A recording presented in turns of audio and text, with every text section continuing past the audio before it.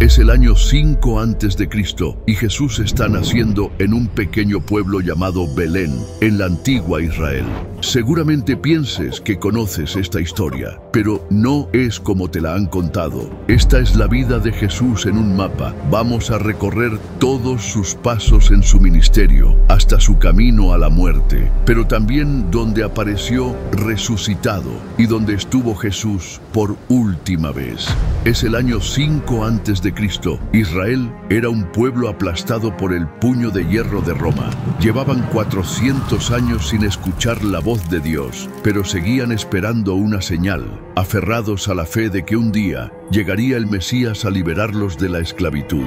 El mundo aún no lo sabe, pero la historia está a punto de partirse en dos. Una joven adolescente embarazada de 9 meses lleva 4 días caminando desde Nazaret hasta Belén, 90 millas. María no debería haber hecho este viaje. Era muy peligroso en su estado, pero el emperador romano César Augusto había ordenado un censo obligatorio y José, su esposo, que era descendiente del rey David, tenía que registrarse en la ciudad de sus ancestros, Belén. Así se cumplió la profecía. Al llegar agotados a la pequeña aldea, comenzaron las contracciones. María estaba de parto. José tocó puerta tras puerta, pero no quedaba sitio para ellos. La noche cayó sobre ellos hasta que encontraron una cueva. Muchos creen que fue un establo de madera, pero no. Era una oscura cueva que los pastores usaban para proteger a sus animales del frío. Allí, en la humildad más absoluta, nació el Rey de Reyes. Los primeros en saberlo fueron los más marginados en aquel momento, los pastores. Los pastores eran considerados impuros, no podían entrar al templo y su testimonio ni siquiera valía en un juicio. Pero los únicos que adoraron al Mesías esa noche fueron ellos, los rechazados por la sociedad. 40 días después, José y María llevaron a Jesús al templo de Jerusalén. Ofrecieron 2 tórtolas. Era el sacrificio de los pobres. Si hubieran tenido dinero, habrían llevado un cordero. Entonces, un anciano llamado Simeón tomó al bebé, profetizó la grandeza del niño, pero luego se volvió a María y le dijo unas palabras que la marcarían para siempre. Una espada atravesará tu propia alma. Ella no entendería esas palabras hasta 33 años después, al pie de una cruz. Muchos creen que tras este momento, la familia regresó a su casa en Nazaret, pero no es cierto. Volvieron a Belén, y para entender lo que estaba a punto de suceder, tienes que entender el contexto. Israel vivía bajo un doble terror.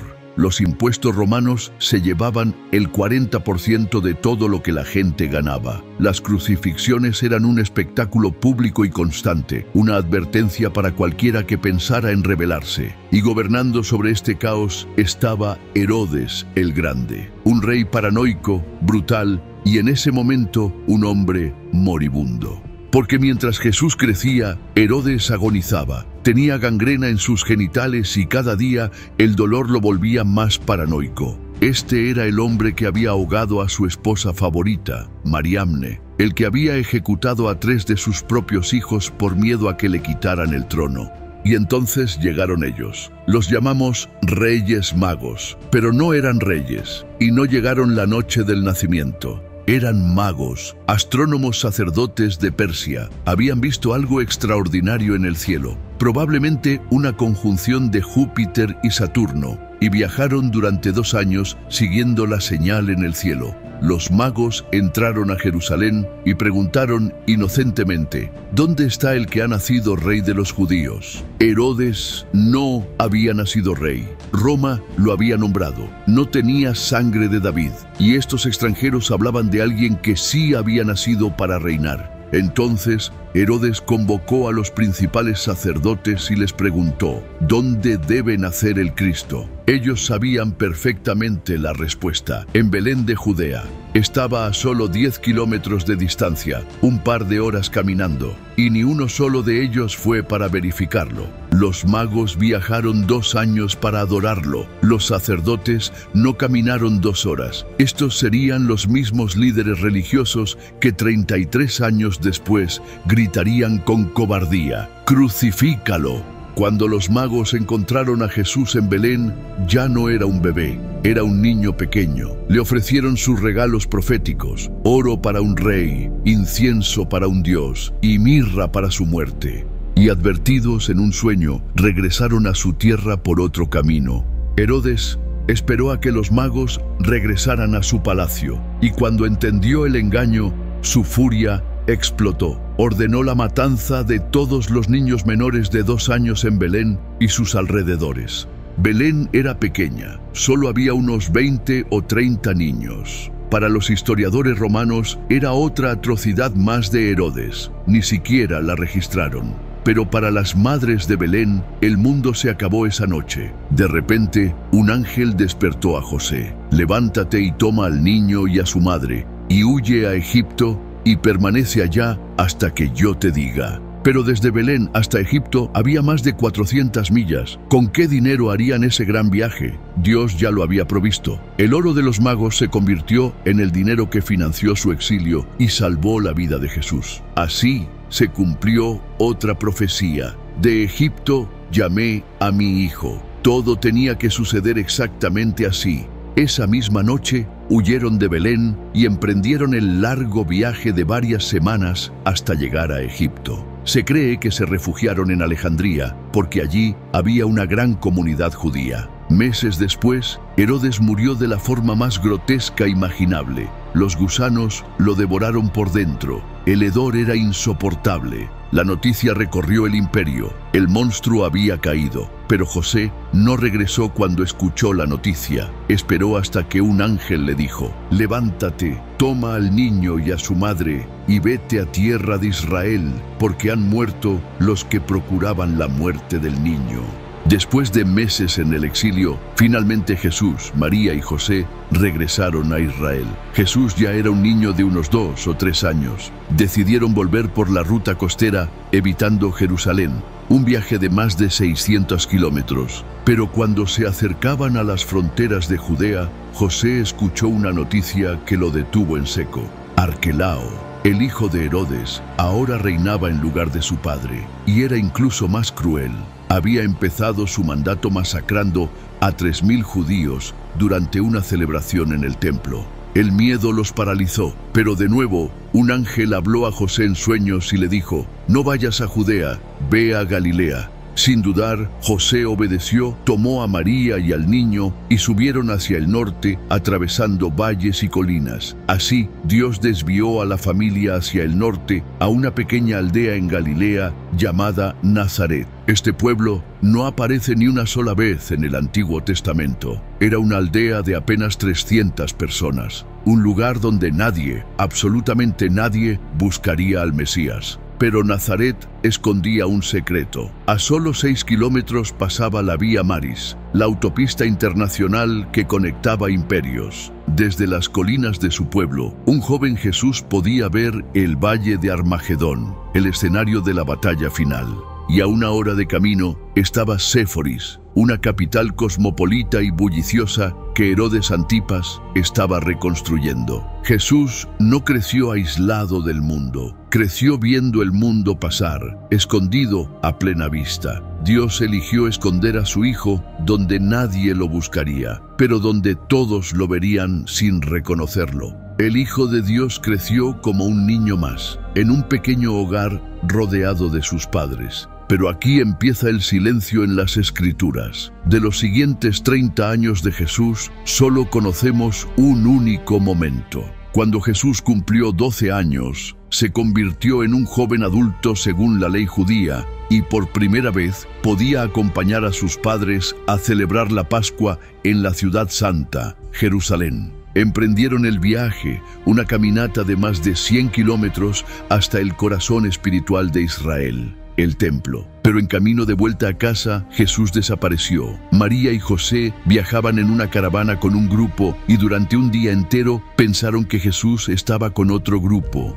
Lo buscaron desesperadamente hasta que 3 días más tarde lo encontraron en el templo, sentado entre los doctores de la ley. Pero no estaba aprendiendo, estaba preguntando, y sus preguntas eran tan profundas que dejaban a los expertos sin respuestas. Cuando sus padres, angustiados, extraviados le preguntaron por qué lo había hecho, Jesús contestó: ¿No sabíais que en los negocios de mi Padre me es necesario estar? Fue la primera vez que alguien en la historia se refirió a Dios de una forma tan íntima y cercana. Nadie había llamado Padre a Dios. Era un escándalo. Ni siquiera María y José lo entendieron. Pero tras este momento, regresaron a Nazaret y la Biblia vuelve a silenciarse. 18 años más de largo silencio, hasta que finalmente, después de 3 décadas de espera, de trabajo y de silencio, Jesús salió del pueblo que lo vio crecer, dejó a su familia, que intentó detenerlo,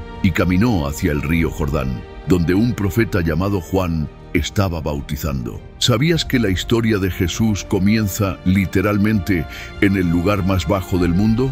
Sí, el río Jordán, donde Jesús fue bautizado, fluye a 430 metros bajo el nivel del mar. Es el punto geográfico terrestre más bajo del planeta. Es también un lugar cargado de comienzos y finales. Es el lugar exacto donde Israel, liderado por Josué, cruzó por primera vez hacia la tierra prometida. El mismo lugar donde el profeta Elías fue llevado al cielo en un carro de fuego. Estamos en las orillas del río Jordán. Un hombre llamado Juan está bautizando uno a uno una larga fila de personas. Entonces Jesús se acercó para ser bautizado, pero Juan lo reconoció al instante. Es su primo. Juan intenta impedirlo. El bautismo era para los pecadores y sabe que él no tiene pecado. Pero Jesús le dijo que es la señal para inaugurar su misión y Juan lo sumerge en el agua. Entonces sucedió. En el momento en que Jesús emergió del agua, el cielo se rasgó violentamente y una voz dijo: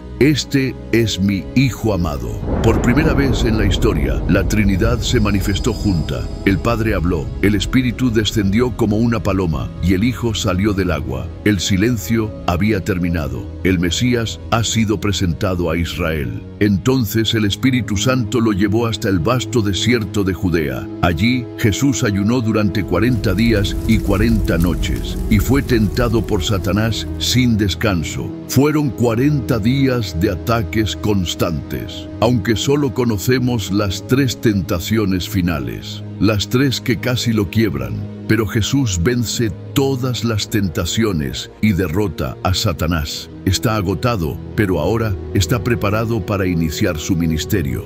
Jesús volvió a casa, regresó a Nazaret y lleno del poder del Espíritu, entró en la sinagoga. Pero la gente que lo vio crecer, sus vecinos y amigos, no estaban preparados para lo que estaba a punto de suceder. Delante de todos, pronunció la frase que lo cambió todo: «Hoy se ha cumplido esta escritura delante de vosotros». Al principio, la gente se maravilló, pero entonces alguien susurró: «Un momento, ¿no es este el hijo de José, el carpintero?». El murmullo creció, la admiración se convirtió en duda y la duda en ofensa, hasta que la furia estalló. Lo agarraron y lo arrastraron fuera de la ciudad hasta el borde de un precipicio para matarlo. Pero Jesús, con una calma soberana, simplemente pasó en medio de la multitud enfurecida y se marchó. Nadie pudo tocarlo. Jesús dejó Nazaret. Su propio pueblo lo había rechazado. Nunca más volvería a Nazaret, pero no se detuvo. Viajó hasta la costa de Galilea y allí, mientras caminaba junto al mar, vio a 2 pescadores exhaustos y frustrados porque no habían pescado nada. Jesús les insta a echar las redes al mar y lo que ocurrió desafió toda lógica. Las redes se llenaron de tal cantidad de peces que comenzaron a romperse. En ese momento, la pesca dejó de importar. Simón, Andrés, Santiago y Juan lo dejaron todo y siguieron a Jesús. El viaje continúa. Jesús, su madre y sus nuevos discípulos son invitados a una boda en Caná, un pequeño pueblo de Galilea. Pero en medio de la fiesta ocurre una catástrofe social. Se acaba el vino. Fue aquí, en el momento más inoportuno, donde Jesús realizó su primer milagro público. Convirtió 6 tinajas de agua, de 100 litros cada una, en el mejor vino que nadie había probado. No hubo espectáculo ni anuncios. Nadie supo qué pasó excepto los sirvientes. Pero esto era solo el comienzo. De ahí, Jesús bajó unos días con su familia al bullicioso pueblo pesquero de Cafarnaúm. Pero pronto llegó la fiesta de la Pascua y tuvo que subir a Jerusalén. Fue allí, en una noche silenciosa, hablando con un líder religioso llamado Nicodemo, donde pronunció una de las frases más conocidas de la historia: porque tanto amó Dios al mundo, que dio a su Hijo unigénito, para que todo el que cree en Él no se pierda, sino que tenga vida eterna. Con estas palabras, Jesús dejaba claro que su mensaje no era solo para los judíos, sino para todo el mundo. Jesús continuó su camino, y para volver al norte, tomó una ruta que la mayoría de los judíos evitaba: Samaria. Allí se detuvo en un lugar cargado de historia, el Pozo de Jacob. Y aquí hay un dato increíble. Este pozo, que ya era antiguo en tiempos de Jesús, todavía existe. Se encuentra bajo una iglesia en la actual Cisjordania. Allí, tras hablar con una mujer samaritana sobre el agua viva de la vida eterna, Jesús llegó de nuevo a Caná, donde sanó al hijo de un funcionario del rey sin siquiera estar presente. Su fama crecía, pero no es nada comparado con lo que Jesús haría en el pueblo de Cafarnaúm, a orillas del mar de Galilea, que es hacia donde viajó después. Jesús eligió este bullicioso pueblo para establecerse junto a sus seguidores. ¿Por qué aquí? Cafarnaúm era un punto estratégico en la Vía Maris, la antigua ruta comercial que conectaba Egipto con Damasco. Pero también era un pueblo fronterizo corrupto, con una aduana donde publicanos como Mateo cobraban impuestos para Roma. Entonces, ¿por qué Jesús no se estableció en Jerusalén? Tenía todo para triunfar en la capital religiosa. Hacía milagros, conocía la ley, tenía carisma. Sin embargo, Jesús eligió Galilea, una región despreciada por la élite religiosa porque estaba llena de gentiles, y fue aquí donde sucedió el milagro que lo puso todo en marcha. Jesús sanó a muchos y un día un leproso se acercó a él. En ese momento, la lepra era incurable. Era más que una enfermedad, era una maldición divina, una sentencia de muerte en vida. Nadie tocaba a un leproso. Pero Jesús extendió su mano y la piel del hombre se restauró instantáneamente. Aquello conmocionó a todos. Existía una antigua creencia que decía que solo el Mesías, el Rey Salvador, tendría el poder de curar a un leproso. Así que este no fue solo un milagro más. Fue una declaración de identidad tan potente que la noticia corrió como la pólvora. Y las multitudes comenzaron a seguir a Jesús allá donde iba. La gente se agolpaba en las puertas, buscando una palabra, un toque, una esperanza. Los enfermos, los oprimidos, los que habían perdido todo, venían a él con corazones cargados de desesperación. Y entonces comenzaron los milagros. En el estanque de Betesda en Jerusalén, Jesús hizo caminar a un paralítico.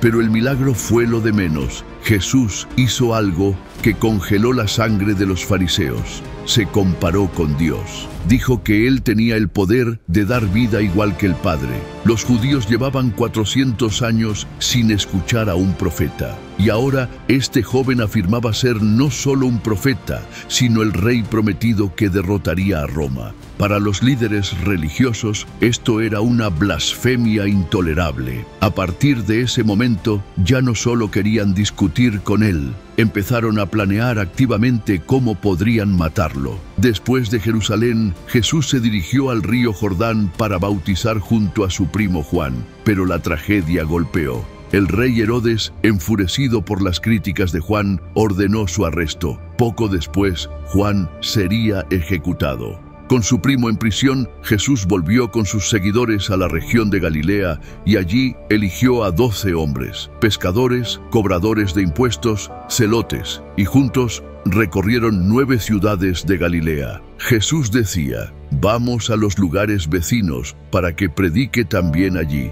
porque para esto he venido». Las personas acudían desde todas partes, buscando la sanidad que solo Jesús podía dar. No había pausa, no había descanso. En Caná sanó al siervo de un centurión romano sin siquiera estar presente. Luego fue a Naín y resucitó al hijo único de una viuda. Visitó Corazín, predicando y sanando. Pero nada de esto se compara con lo que estaba a punto de suceder.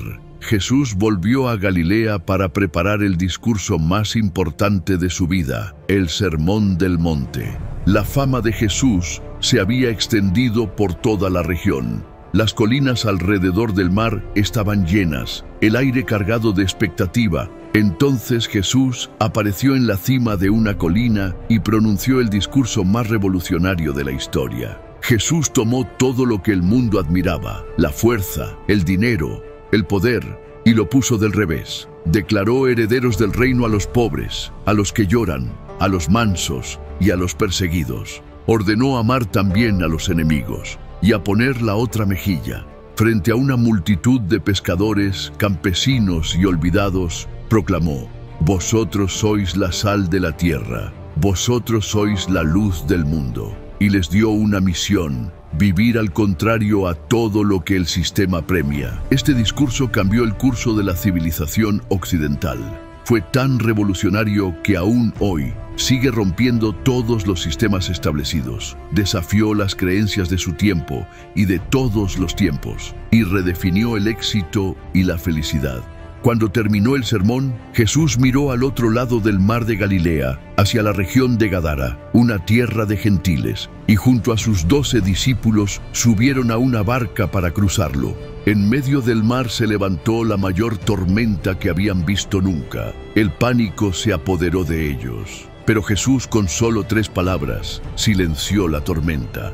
Mientras los discípulos intentaban asimilar lo que acababa de suceder, llegaron a Gadara. Algo oscuro los esperaba allí. Un hombre desnudo, cubierto de heridas autoinfligidas, poseído de una legión de demonios, corría hacia ellos con una fuerza descomunal. Sin embargo, Jesús ni se inmutó. Levantó su mano y libró al hombre de los demonios. Pero no es nada comparado con lo que Jesús haría cuando regresaron a Cafarnaúm. Una multitud los esperaba en la orilla, y también una terrible noticia: la hija de Jairo había muerto. Se dirigió a la habitación donde la pequeña de 12 años yacía sin vida. Jesús tomó su mano y dijo: «Talita cumi», que significa: «Niña, a ti te digo, levántate». En ese instante los ojos de la niña se abrieron. Respiró profundamente y se incorporó. El asombro paralizó a todos en la habitación. Estaban maravillados. Cada milagro superaba al anterior.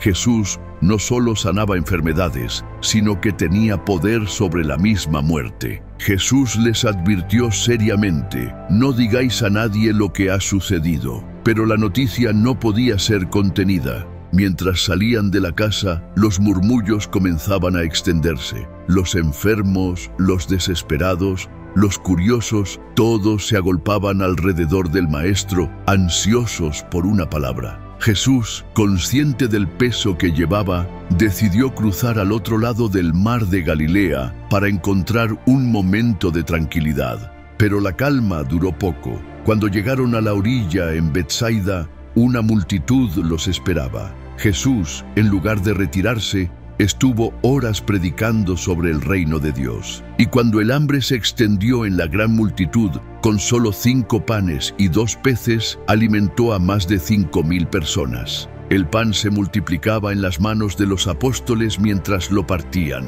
Durante horas, cada uno de ellos sintió las leyes de la física romperse entre sus dedos. Al final, sobraron 12 canastas, una por cada tribu de Israel. Pero entonces, la multitud intentó hacerlo rey por la fuerza. Su plan era secuestrarlo y marchar a Jerusalén. De repente, Jesús huyó solo al monte y ordenó a los 12 discípulos subir a la barca para cruzar el mar de Galilea. Pero en medio del mar, una tormenta mortal los atrapó. El pánico se apoderó de ellos. Durante horas lucharon contra la fuerza de olas de más de 5 metros. Entonces, en la oscuridad de la noche, vieron algo imposible. Una figura caminaba sobre las aguas hacia ellos. Era Jesús. Aquí hay un detalle que pocos conocen. Su plan no era rescatarlos. Iba de camino a la otra orilla y su ruta pasaba por allí. Pedro saltó hacia él con fe y él también caminó sobre las aguas. Y en el momento en el que dudó y empezó a hundirse, Jesús lo sostuvo. Cuando ambos llegaron a la barca, el viento cesó. En un instante, la tormenta desapareció tan súbitamente como había comenzado. La barca continuó su travesía con las estrellas iluminando el cielo despejado. Dejaron atrás la región de Galilea, cruzando caminos menos transitados y alejándose de las multitudes. Viajó al norte, a las ciudades paganas de Tiro y Sidón. Allí, aunque muchos lo rechazaron, realizó milagros asombrosos. Luego descendió a la región de la Decápolis, donde sanó a un hombre sordo y mudo. Y de nuevo, su compasión se desbordó al ver a otra multitud hambrienta. Con solo unos pocos panes y peces, alimentó a 4.000 personas. Después, subió a Magdala, la ciudad natal de una mujer llamada María Magdalena. 7 demonios la habían atormentado. Jesús los expulsó todos. Desde ese momento, ella nunca lo dejó. Se convirtió en una de sus seguidoras más fieles, acompañándolo a donde quiera que fuera. Al llegar a Cafarnaúm, las multitudes que habían comido los panes y peces los recibieron. Querían más milagros, pero Jesús tenía algo que decirles. Declaró: «Yo soy el pan de vida. El que come mi carne y bebe mi sangre tiene vida eterna». Muchos se escandalizaron. Esta declaración les pareció una locura. Muchos de sus seguidores se apartaron y dejaron de seguirle, pero Jesús continuó su camino. Y así, finalmente, Jesús llegó con sus discípulos a un extraño lugar, Cesarea de Filipo, el lugar que todos conocían como las puertas del infierno. Un monte tan alto que su cima permanece nevada incluso en verano. Los paganos lo llamaban la montaña de los dioses, y construyeron templos en sus laderas para adorar a Baal y a Pan. Literalmente, creían que era una entrada al mundo de los muertos. Y Jesús escogió este lugar, el más alejado del templo de Jerusalén, para mostrar quién era realmente. Allí, Pedro tuvo una revelación y le dijo en voz alta: «Tú eres el Cristo, el Hijo del Dios viviente». Fue un momento de total claridad. Jesús se dirigió a Pedro y le dijo: «Tú eres Pedro, y sobre esta roca edificaré mi iglesia, y las puertas del Hades no prevalecerán contra ella». Pero entonces Jesús soltó la bomba. Les dijo que iba a sufrir, que sería rechazado y moriría en Jerusalén. Los discípulos quedaron atónitos. ¿El Mesías muerto? Imposible. Pedro incluso lo reprendió. No entendían nada todavía. El verdadero mensaje que Jesús quería transmitirles en este oscuro lugar era que no importa cuán malvado sea el mundo, nada podrá jamás detener el plan de Dios para aquellos que lo aman y creen en Él. 6 días después, Jesús llevó a sus 3 discípulos más cercanos, Pedro, Santiago y Juan, a lo alto del monte Hermón. Y allí, ante sus ojos, ocurrió lo imposible. De repente, Jesús se transformó. Su rostro brilló como el sol, sus ropas se volvieron más blancas que la nieve, pero eso no fue todo. Aparecieron Moisés y Elías, el más grande de los profetas. Hablaban con Jesús sobre su partida en Jerusalén. Pedro los interrumpió con torpeza, y de repente una nube los cubrió y una voz tronó desde el cielo: «Este es mi Hijo amado, a él oíd». Los discípulos cayeron al suelo aterrorizados, y cuando alzaron los ojos, solo estaba Jesús. Esta transfiguración confirmaba una verdad imposible. Jesús era divino. Ya no era una pregunta, era una certeza. Jesús era la culminación de la ley y los profetas, y su gloria era real. La muerte de la que hablaba no sería el final, sino el camino a una gloria aún mayor. Al bajar de la montaña, se encontraron con una escena caótica. Un padre angustiado, su hijo convulsionando en el suelo y el resto de los discípulos frustrados, incapaces de sanarlo. Jesús liberó al muchacho con una sola orden, y justo después, con la multitud todavía maravillada, se volvió hacia sus discípulos y repitió el mensaje: sería entregado en manos de hombres y lo matarían. El mapa de su vida apuntaba ahora a un solo lugar. Su destino estaba marcado, pero el tiempo se agotaba. Entonces Jesús afirmó su rostro para ir a Jerusalén. Debía llegar a tiempo para entregar un mensaje crucial. El viaje fue largo. Atravesó las aldeas de Samaria y la región de Perea. al otro lado del río Jordán, enseñando sobre el reino de Dios y preparando a los suyos para el final. Cuando por fin llegaron a Jerusalén a tiempo para la fiesta de los tabernáculos, Jesús fue directo al templo y se puso a enseñar. La tensión con los líderes religiosos se podía cortar con un cuchillo, y en medio de la discusión, Jesús les lanzó un desafío. De cierto os digo que el que guarda mi palabra nunca verá muerte. Los fariseos se burlaron. ¿Acaso eres tú mayor que nuestro padre Abraham, el cual murió? Ni siquiera tienes 50 años y dices haber visto a Abraham. Entonces Jesús los miró fijamente y pronunció las palabras que sellaron su destino. Antes que Abraham fuese, yo soy. El impacto fue total. Yo soy era el nombre sagrado de Dios, revelado a Moisés en la zarza ardiente. Jesús no solo estaba diciendo que existía antes que Abraham, estaba reclamando ser Dios. Para ellos, ese fue el límite, una blasfemia intolerable. Agarraron piedras del suelo para matarlo en ese mismo instante, pero Jesús se escabulló entre la multitud y desapareció del templo.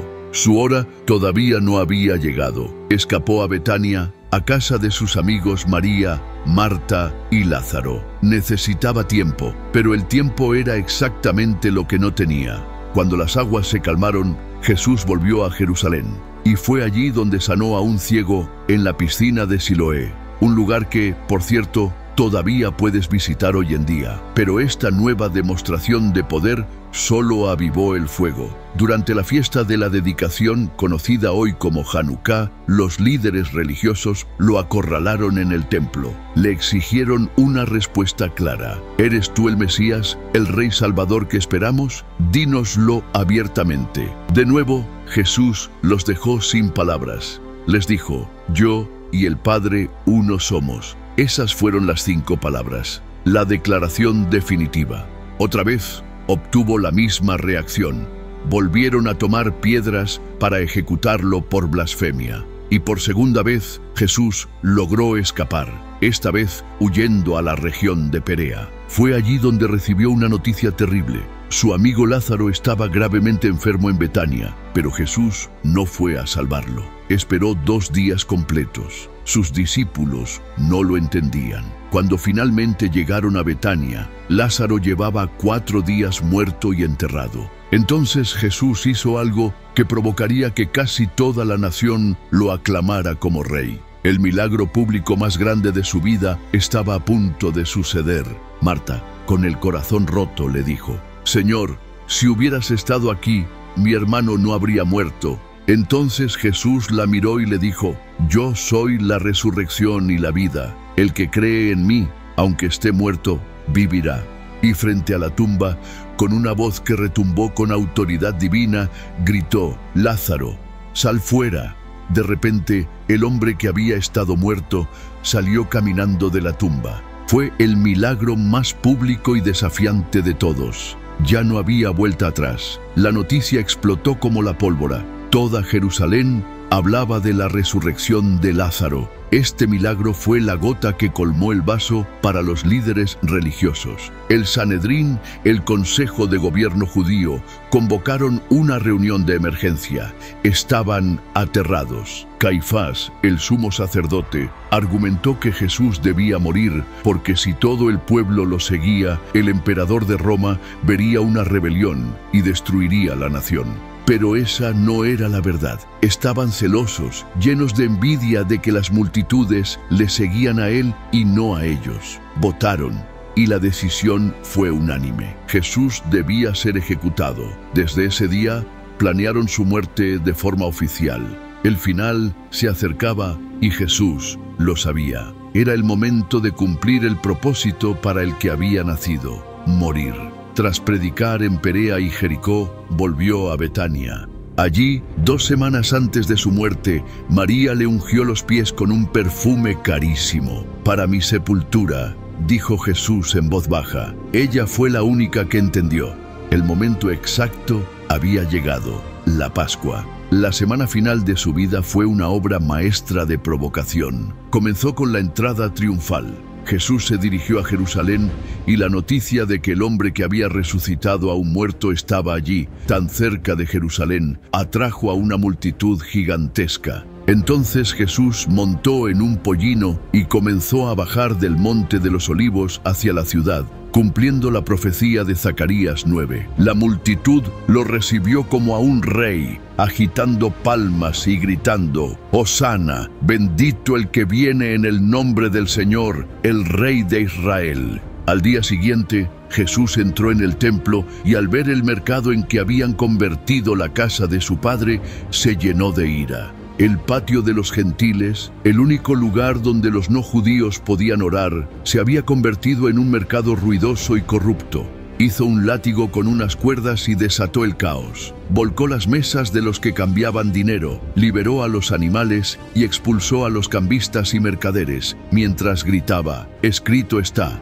mi casa, casa de oración será llamada, mas vosotros la habéis hecho cueva de ladrones». El acto final había comenzado. Los comerciantes huyeron mientras los líderes religiosos observaban desde las sombras. La tensión en Jerusalén se podía cortar con un cuchillo. Los líderes religiosos estaban desesperados por detener a Jesús, pero tienen un problema grave: la multitud lo adora. ¿Cómo hacerlo sin provocar disturbios? Su oportunidad llegó de donde menos esperaban. En una oscura noche, Judas Iscariote tocó a su puerta. Era uno de los 12, el tesorero que manejaba el dinero del grupo. La Biblia dice que entró Satanás en Judas y les hizo una oferta. Entregaría a su maestro por 30 monedas de plata, el precio de un esclavo. Los sacerdotes aceptaron al instante. El plan estaba en marcha. Al día siguiente, Jesús reunió a sus discípulos. Sabía lo que venía.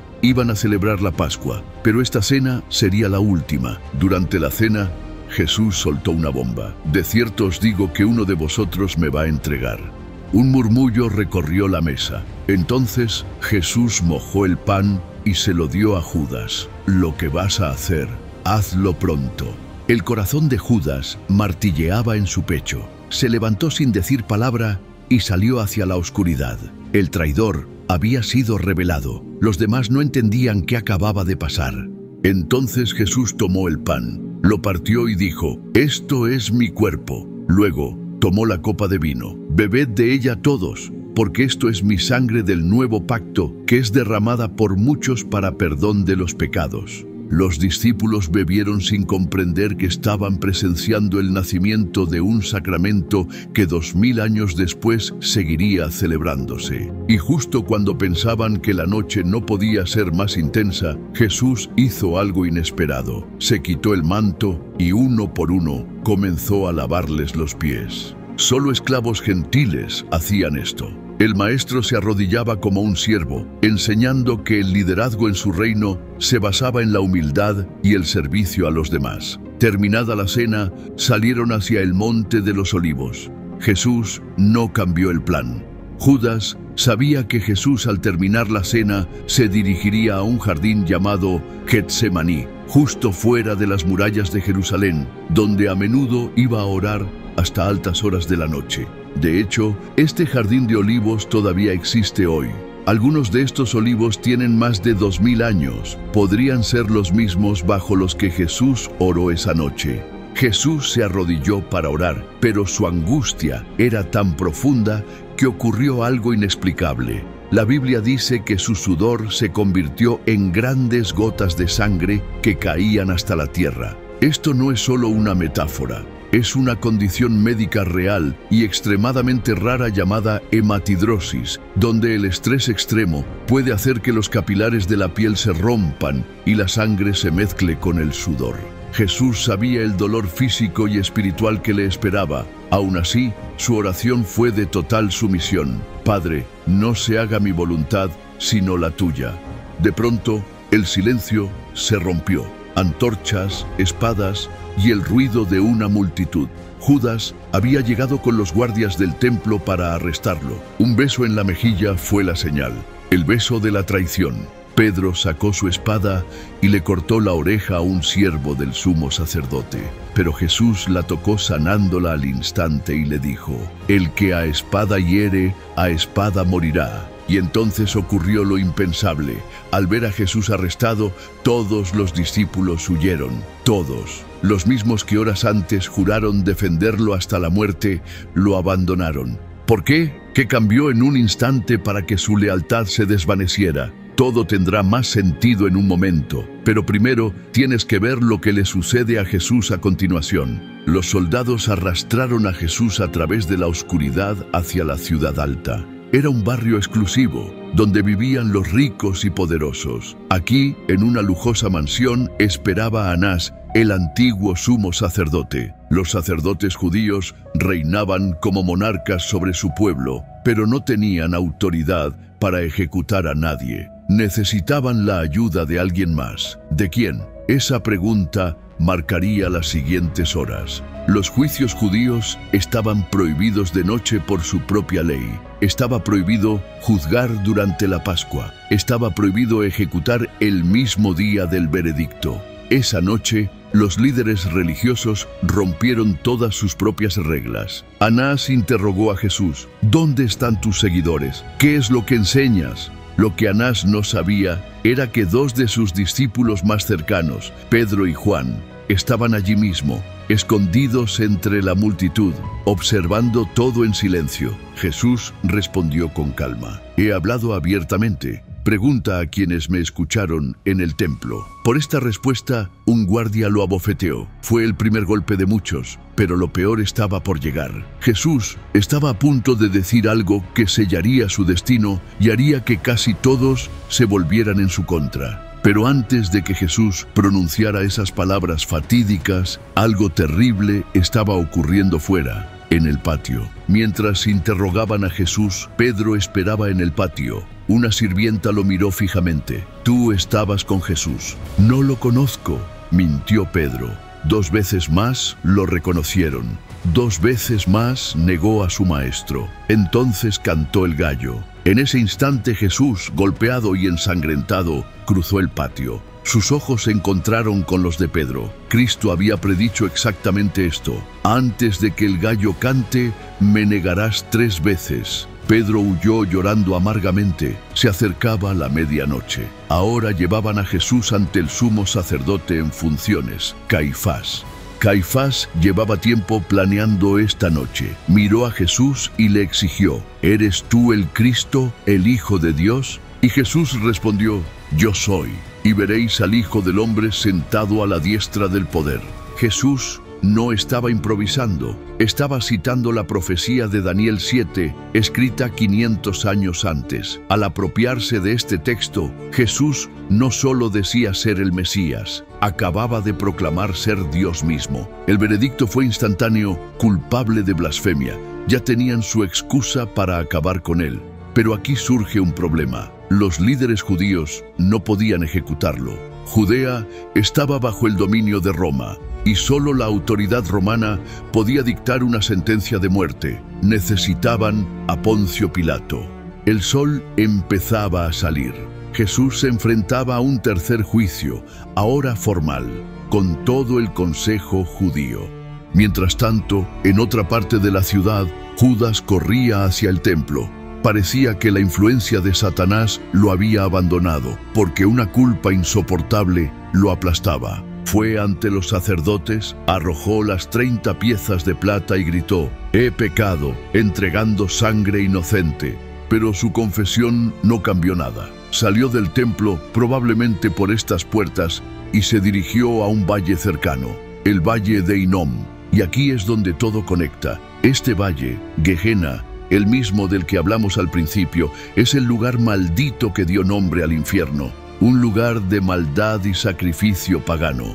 Y fue allí donde Judas, consumido por la culpa, decidió poner fin a su vida. Caifás llevó a Jesús al palacio de Herodes el Grande, desde donde ahora gobernaba Poncio Pilato. Los líderes judíos llevaron a Jesús hasta las puertas del palacio, pero no entraron. No querían contaminarse justo antes de la Pascua, y el palacio estaba lleno de estatuas de dioses romanos. Entonces, ¿dónde se realizó el juicio? La respuesta estuvo oculta bajo tierra durante siglos, hasta que los arqueólogos encontraron los cimientos de una plataforma elevada. Pilato salía del palacio y se sentaba en su trono de juicio en esta plataforma elevada. Este era ya el cuarto juicio de Jesús en menos de un día, y sus enemigos no querían una muerte rápida. Querían la muerte más tortuosa que el imperio conocía, la crucifixión, reservada solo para esclavos rebeldes y enemigos del Estado. Pero Pilato dudaba. La historia nos muestra que interrogó a Jesús varias veces, entrando y saliendo del palacio. ¿Eres tú el rey de los judíos?, preguntó directamente. Y Jesús contestó: mi reino no es de este mundo. Con estas palabras, Pilato no vio amenaza alguna para Roma. Salió y declaró a Jesús inocente. La multitud estalló en furia. Pilato estaba desconcertado. ¿Qué había hecho este hombre para provocar tanto odio? Pero entonces, en medio del caos, Pilato descubre un detalle clave. Jesús era de Galilea, y Galilea estaba bajo la jurisdicción de otro gobernante, Herodes Antipas. Y por una increíble coincidencia histórica, Herodes se encontraba de visita en Jerusalén para la Pascua. Pilato vio la oportunidad de pasarle el problema a otro y envió a Jesús al palacio de vacaciones de Herodes. Herodes, a diferencia de Pilato, estaba emocionado. Había oído hablar de los milagros de Jesús y quería ver un espectáculo. Le pidió a Jesús que hiciera uno de sus trucos, pero Jesús no dijo ni una sola palabra. Para entonces ya había sido golpeado y escupido por los guardias del templo. Ahora, los soldados de Herodes querían su turno. Le pusieron un manto real sobre su espalda ensangrentada para burlarse de su supuesta realeza. Herodes se rió, lo declaró también inocente, y como si fuera un paquete, lo envió de vuelta a Pilato. Pero cuando Jesús regresó, la situación había empeorado. El sol ya estaba alto, y la multitud había crecido exponencialmente. Aquí es donde la historia da un giro terrible. Pero te estarás preguntando, ¿por qué esta misma gente, que días antes lo aclamaba, ahora pedía su muerte? Estos mismos judíos habían recibido a Jesús como rey apenas 5 días antes. Creían que Jesús derrotaría a Roma. Querían un guerrero, un libertador político. Pero ahora lo veían encadenado, escupido, golpeado. Lo vieron como un fraude. Su Mesías guerrero era un débil prisionero indefenso. La desilusión se transformó en rabia y gritaban sin cesar: ¡crucifícalo! Pilato, desesperado, intentó un último acuerdo. Entregaría a Jesús a sus soldados para que lo azotaran. Un castigo brutal que quizás satisfaría a la multitud. Una flagelación no era un simple latigazo. Los soldados usaban un látigo con varias correas de cuero, y en las puntas de esas correas ataban trozos de hueso afilado y bolitas de metal. Era una tortura diseñada para desollar vivo a un hombre. Muchos no sobrevivían a la flagelación, y para Jesús esto era solo el principio. Los soldados romanos disfrutaban torturándolo, era su entretenimiento. Le tejieron una corona de espinas y la clavaron en su cabeza mientras se burlaban de él. Cuando lo sacaron ante Pilato y la multitud, Jesús estaba irreconocible. Aún así, la multitud no estaba satisfecha. Gritaban una y otra vez: ¡crucifícalo! Pero entonces Pilato intentó una última jugada. Era Pascua, y la tradición exigía liberar a un prisionero. ¿A quién queréis que os suelte?, preguntó. ¿A Jesús o a Jesús Barrabás? Sí, has oído bien. El nombre de Barrabás también era Jesús. Este detalle, que a menudo se pierde en la historia, es una de las ironías más escalofriantes de la Biblia. Pilato literalmente preguntaba: ¿qué Jesús queréis? ¿Al asesino o al Salvador? Eligieron al asesino. Y no solo eso, sino que gritaron una de las frases más trágicas de la historia, sellando su decisión: que su sangre caiga sobre nosotros y sobre nuestros hijos. Pilato se rindió, se lavó las manos y lo entregó para ser crucificado. Jesús estaba a solo unas horas de su último aliento. Los soldados lo arrastraron fuera del pretorio. Le cargaron sobre los hombros el madero horizontal de la cruz, áspero, pesado, manchado ya con la sangre de otros condenados. Cada paso era un tormento. Jesús recorrió desde el pretorio hasta el Gólgota, atravesando el corazón de la ciudad vieja de Jerusalén. Ese camino de apenas 600 metros, es hoy uno de los lugares más sagrados del mundo, la Vía Crucis o Vía Dolorosa. Pero aquel día era solo una calle cualquiera convertida en corredor de muerte. Jesús estaba tan debilitado por los azotes que su cuerpo colapsó en el camino. Cayó al suelo, el peso de la madera aplastándolo contra el polvo. Finalmente llegó al destino final, una colina rocosa a las afueras de la muralla de la ciudad llamada Gólgota. Allí lo desnudaron delante de todos. Su cuerpo era un mapa de dolor. Y mientras lo exponían, los soldados se repartieron sus ropas, cumpliendo sin saberlo una profecía escrita cientos de años antes. Entonces llegó el momento. A las 9 de la mañana lo clavaron en una cruz. Junto a él, otros 2 criminales sufrían el mismo destino. Uno lo insultó, el otro, en cambio, hizo algo que nadie esperaba.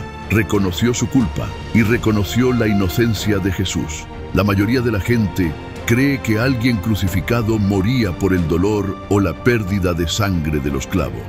Pero la verdad es mucho más terrible. La causa real de la muerte era la asfixia, una lenta y agónica batalla por cada bocanada de aire. Y entender esto es la clave para comprender lo que realmente sucedió ese día. La crucifixión romana era una advertencia pública. Estaba diseñada para infligir el máximo dolor durante el mayor tiempo posible. Para poder tomar una sola bocanada de aire, Jesús tenía que empujar todo su cuerpo hacia arriba, usando sus pies como palanca, una y otra vez, durante horas. Mientras tanto, la multitud se burlaba. María y Juan, el discípulo amado, lloraban juntos. Fue el único discípulo que estuvo presente en el peor momento. Pero entonces ocurrió algo inexplicable. Desde el mediodía hasta las 3 de la tarde, una oscuridad cubrió la tierra. A plena luz del día, el cielo se volvió pesado,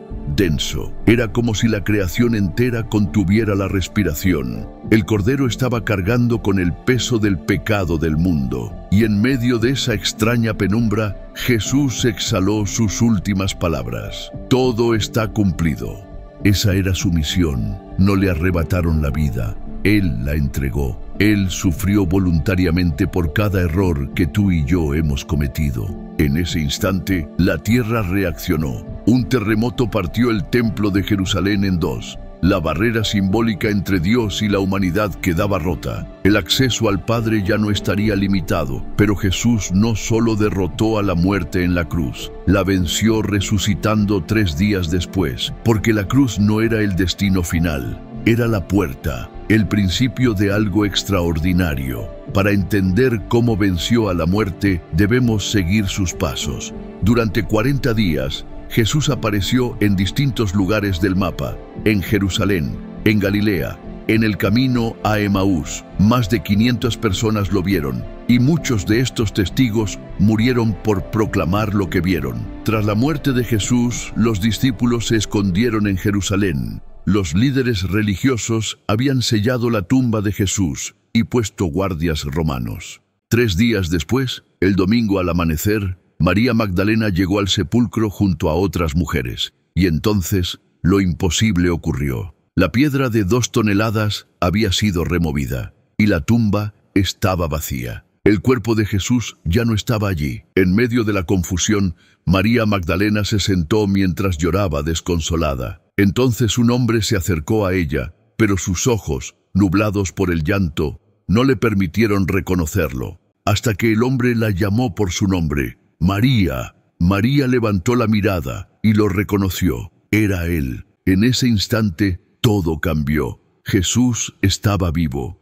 Quiso acercarse, abrazarlo, aferrarse a él. Pero Jesús levantó la mano con ternura y le dijo: «No me retengas, porque aún no he subido al Padre. Ve a mis hermanos y diles: Subo a mi Padre y vuestro Padre, a mi Dios y vuestro Dios. María comprendió que no era un reencuentro para quedarse, era una misión. Sin perder un instante, María corrió de regreso al aposento donde se escondían los discípulos. Las otras mujeres que la seguían vieron lo mismo y corrieron de vuelta a la ciudad. Pero en el camino de repente apareció Jesús y las saludó con un sencillo «¡Salud!». Ellas lo abrazaron. Era real, físico. Jesús estaba vivo y les dijo «No temáis, id, dad las nuevas a mis hermanos». Las mujeres corrieron emocionadas para dar la gran noticia a los discípulos, pero los discípulos no les creyeron. En aquel tiempo, el testimonio de una mujer no valía nada. Ni siquiera era tomado en cuenta en un tribunal judío, sin importar cuántas mujeres testificaran. Jesús eligió a un grupo de mujeres, precisamente a quienes el mundo rechazaba, para anunciar el evento más importante de la historia. Todos habían perdido la fe,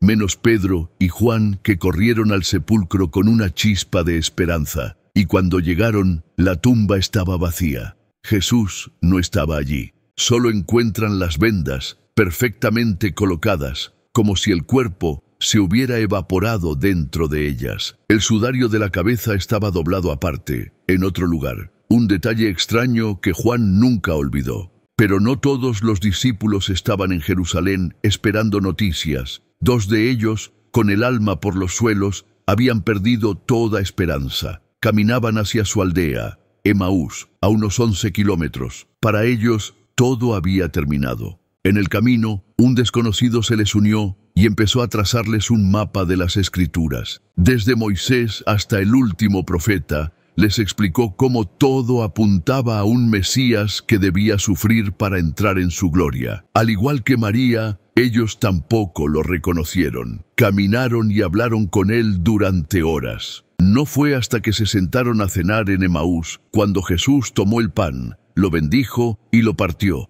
que sus ojos se abrieron. Era él, y en ese mismo instante desapareció. El impacto fue tan brutal que deshicieron el camino andado. Corrieron los 11 kilómetros de vuelta a Jerusalén en plena noche para contárselo a los demás. Y cuando les contaron al resto de discípulos su increíble historia, Jesús mismo apareció en medio de la habitación. Esta fue su tercera aparición. No abrió la puerta, simplemente apareció. Y su saludo fue el mismo: «Paz a vosotros». Pero ellos no sintieron alegría, sintieron terror, creyeron ver un fantasma. Aunque lo tenían delante, la duda era más fuerte. No fue hasta que les mostró las heridas en sus manos y pies, y comió un trozo de pescado asado delante de ellos, que empezaron a creer. Aún así, faltaba uno. Tomás no estaba allí esa noche, y cuando se lo contaron, se negó a creer.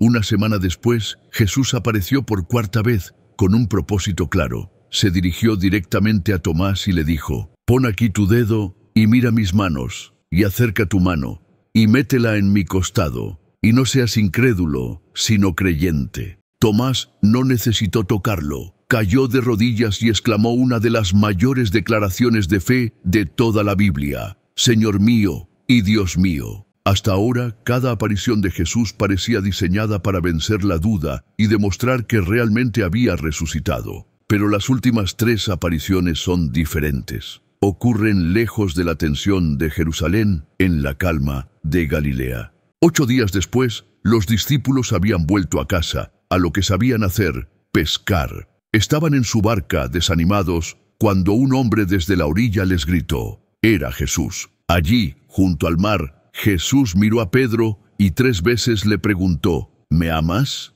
Pedro 3 veces le respondió que lo amaba, y entonces Jesús le reveló el futuro.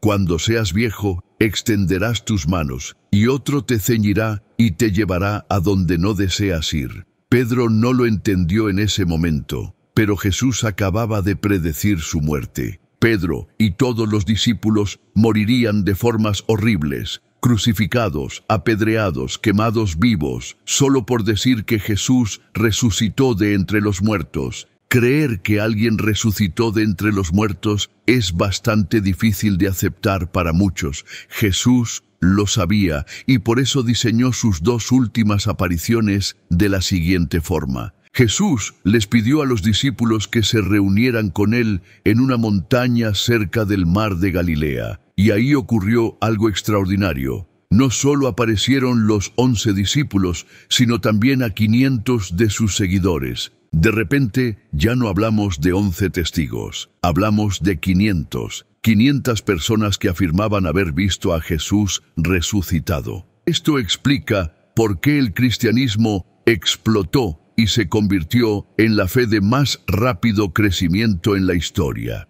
Y así llegamos a la última aparición. Se reunieron en el Monte de los Olivos, cerca de Jerusalén. Allí vieron con sus propios ojos a Jesús ascender al cielo hasta que una nube lo ocultó. En ese momento final, Jesús no les dio una prueba física, sino una promesa que se convertiría en la prueba más poderosa de todas. Les prometió que el Espíritu de Dios descendería sobre ellos, y que ese Espíritu atraería a la gente hacia Él a lo largo de la historia. 50 días después, 3.000 personas se convirtieron en un solo día. En pocos años, el mensaje llegó a todo el Imperio Romano. Quizás, mientras has leído estas palabras, has sentido algo en tu corazón, un eco de verdad.